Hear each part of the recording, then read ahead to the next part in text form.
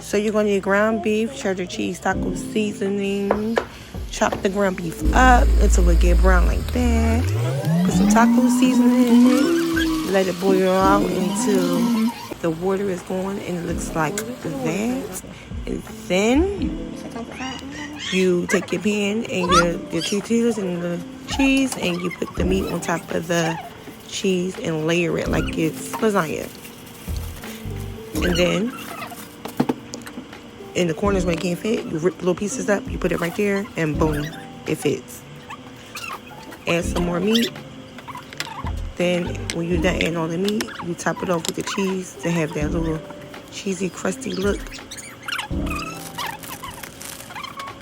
Like you use all your cheese. If you use all your cheese, the better it'll look.